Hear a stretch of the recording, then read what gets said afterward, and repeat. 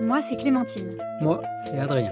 On est tous les deux passionnés d'aviation. Et aussi de voyage, On a décidé de parcourir la planète. pour mieux la comprendre et essayer de nous rendre utiles.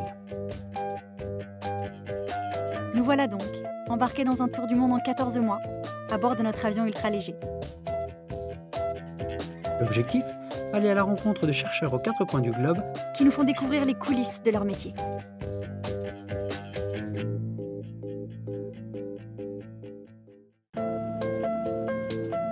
Aujourd'hui, nous nous rendons à l'est du Canada, dans le golfe du Saint-Laurent. Nous allons à la rencontre de Sophie Comtois, biologiste marin.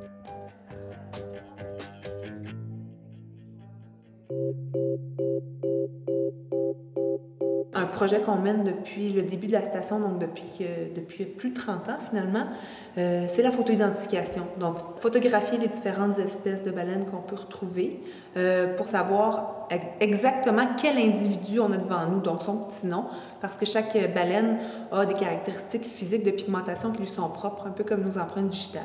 Autrement, on peut prendre aussi des biopsies avec une arbalète et une flèche qui a un tout petit embout creux. Ça va nous aider à prendre un petit échantillon de peau et de gras qui nous permet d'avoir, par exemple, de savoir si c'est un mâle ou une femelle.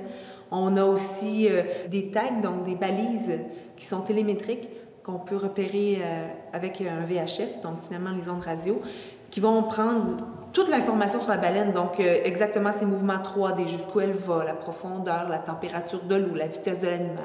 Donc c'est assez varié. En fait, il n'y a pas de journée type pour un biologiste marin en général. Nos activités vont être modulées par la température. Tout le temps, la météo dicte qu'est-ce qu'on va faire d'une journée à l'autre.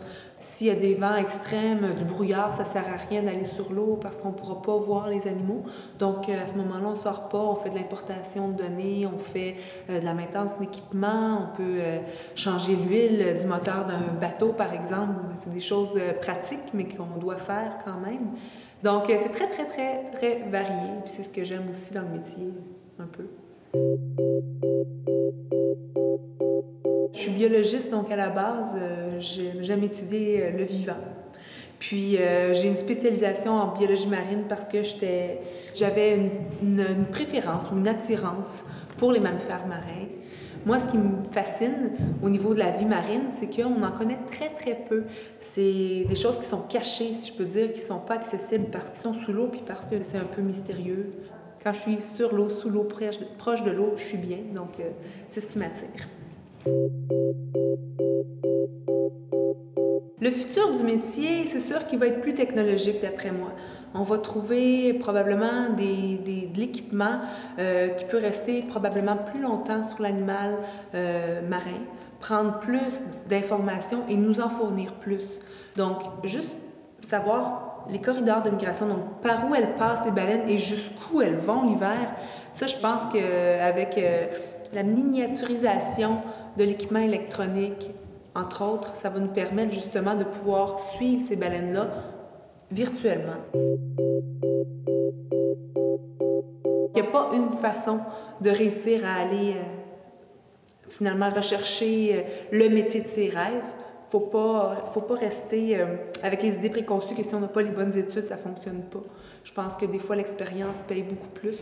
Donc, essayez des choses. Des fois, on essaie un stage, on essaie une journée dans la vie de quelqu'un, on se rend compte que c'est pas du tout pour nous, ou au contraire, on se rend compte que oui, c'est ça que je veux faire. Puis c'est à ce moment-là qu'il y a un déclic.